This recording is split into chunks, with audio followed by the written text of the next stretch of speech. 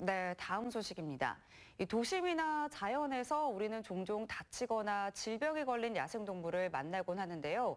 이런 야생동물 보호를 위해 충북 야생동물센터가 운영 중입니다. 이 야생동물들의 구조와 치료, 또 재활을 통해 자연과 인간이 함께할 수 있는 야생동물 파수꾼 역할을 톡톡히 해내고 있는데요. 최근 동물 번식기를 맞으면서 야생동물센터에서 구조 신고가 잇따르고 있습니다. 과연 어떤 사연을 가진 동물들이 이곳에서 살고 있을까요? 함께 만나보시죠.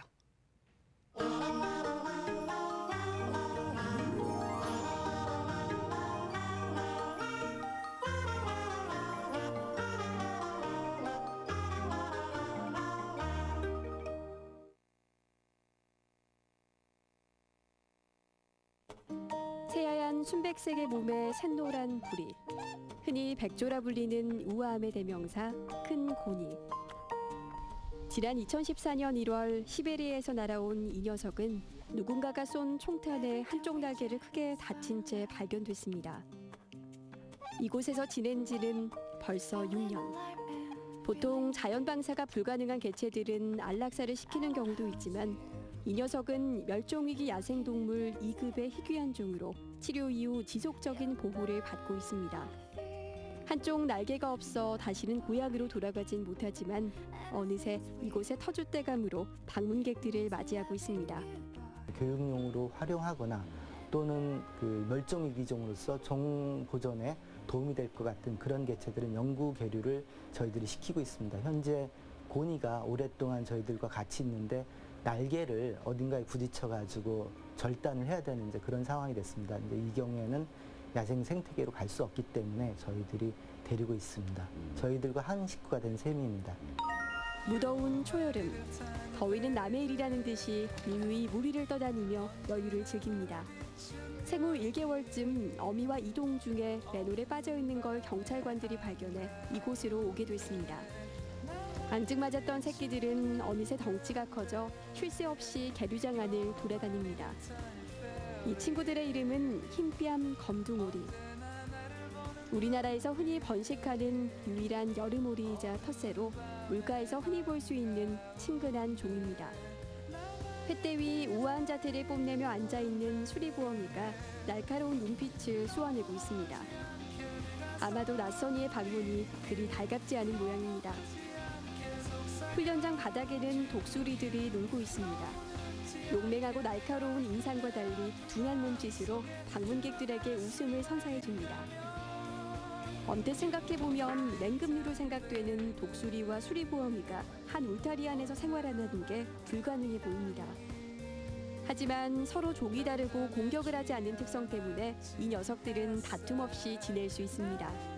저희들이 이제 공간이 충분하지 않기 때문에 원래 공간이 충분하다면 서로 다른 종들은 분리해서 훈련을 시키거나 계류를 하게 됩니다. 그런데 공간이 협소할 경우에는 두 종을 같이 놨을 경우에도 문제가 발생하지 않는 경우에는 같이 둡니다.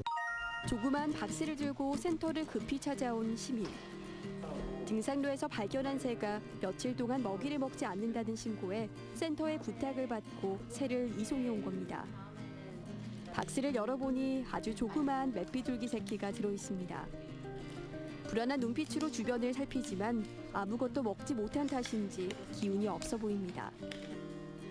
맷비둘기를 인계받은 수의사는 얼른 건강 상태를 살핍니다. 다행히 굶주림 외에 다른 외상이나 질병은 없어 보입니다. 잘 서 있고 날개도 잘 쓰고 하는 것 같고. 아이고 힘들어. 이제는 맷비둘기에게 먹이를 줘야 할 시간. 부드러운 곡물 스프를 주사기에 넣어 천천히 입에 넣어줍니다. 만족스러운 양은 아니지만 그래도 먹이를 먹는 모습에 조금은 마음이 놓입니다. 이 맷비둘기는 센터에서 수의사들의 보살핌으로 건강을 회복한 후 다시 자연으로 돌아갈 예정입니다. 유조 같은 경우에는 케어를 해서 밖으로 보내는 전까지 저희가 데리고 있어요. 나가서 자생할 수 있을 때까지라고 저희는 생각하고 기르는데 사실 언제쯤 나가는 게 좋고 그리고 뭘 하면 밖에서 자생할 수 있는지에 대한 자료가 별로 없어요. 그래서 일단 저희가 할 수 있는 데까지 그리고 센터 사정 계류할 수 있는 동물의 양이나 이런 걸 고려해서 이제 정생 시기를 같이 결정합니다.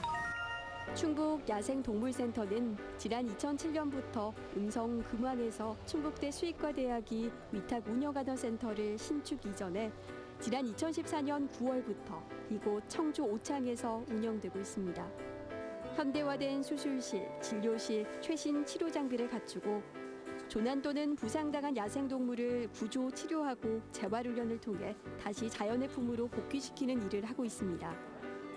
센터는 최근 3년 동안 2,700여 건이 넘는 야생동물을 구조했고 현재 센터에는 삭, 수리부엉이, 너구리 등 78마리의 동물들이 치료와 재활을 하고 있습니다.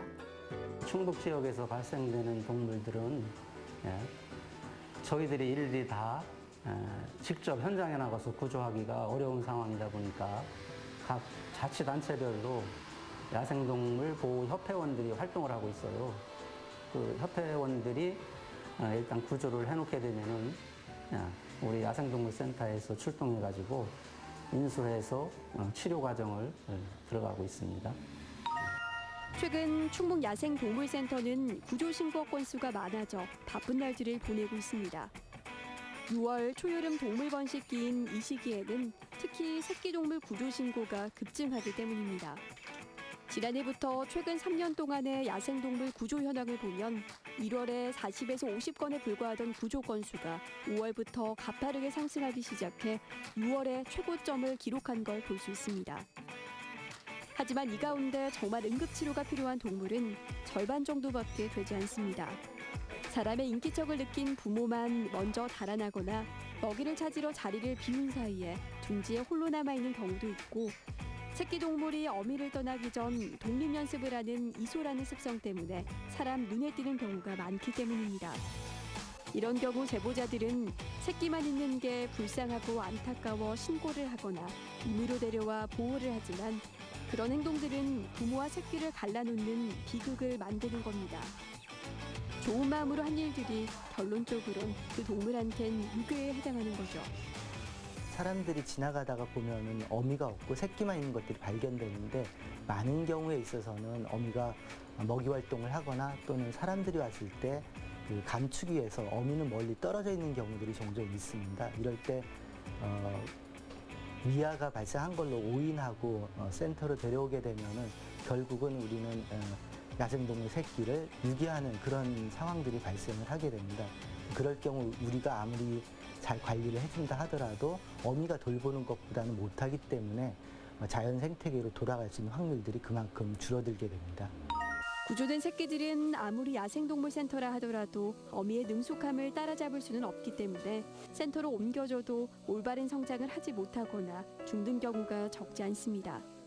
센터는 이런 새끼 야생동물들이 불쌍해 보인다는 이유로 함부로 데려오지 말고 30분에서 2시간 정도 행동을 관찰하거나 어미가 보이지 않거나 치료가 필요할 때만 신고해달라고 당부하고 있습니다.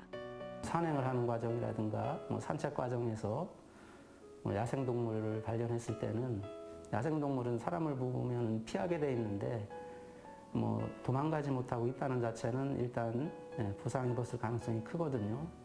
그럴 때는 각 지방자치단체에 연락을 취하면은 그 지방자치단체에서 그 지역에서 활동하는 야생동물 구조하는 분들을 연결을 해서 출동을 시켜줍니다. 얼마 전 이곳에 들어온 이 새끼 너구리와 오리들도 마찬가지 경우입니다. 이 녀석들처럼 아주 어린 시기에 이곳에 들어온 동물들은 스스로 야생 생활이 가능할 때까지 성장을 한 후 다시 자연으로 돌아가게 됩니다. 하지만 모든 동물들이 자연으로 돌아갈 수 있는 건 아닙니다. 지난해 충북 야생동물센터는 900여 마리의 동물들을 구조했고 그중 30%는 다행히 자연으로 방사가 됐지만 140여 마리의 동물들은 안타깝게도 안락사로 생을 마감했습니다. 야생동물들은 애완동물들과 달라 재활이 불가능한 경우 불가피하게 안락사를 시켜야 합니다. 부상의 정도가 너무 심해서 평생 장애를 갖고 살아가야 한다거나 야생 적응이 불가능하다고 판단될 경우 많은 고민 끝에 무거운 마음으로 마지막 선택지를 택하는 겁니다.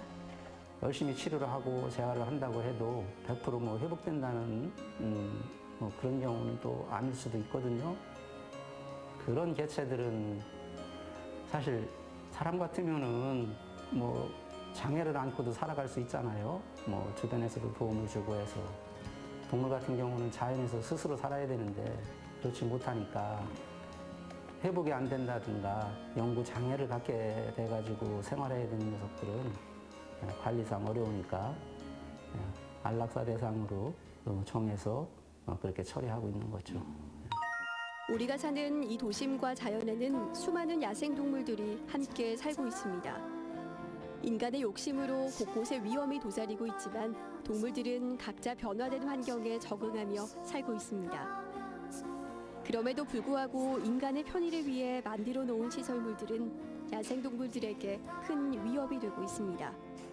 해를 거듭할수록 많은 야생동물들이 구조되고 있습니다. 그만큼 삶의 환경이 어려워지고 있다는 반증인 겁니다. 자연과 야생동물 그리고 인간의 공존은 인류의 숙명입니다. 자연 안에서 사람과 야생동물이 서로의 영역을 존중하고 지켜나갈 때 세상은 더욱더 아름답게 유지될 수 있을 겁니다.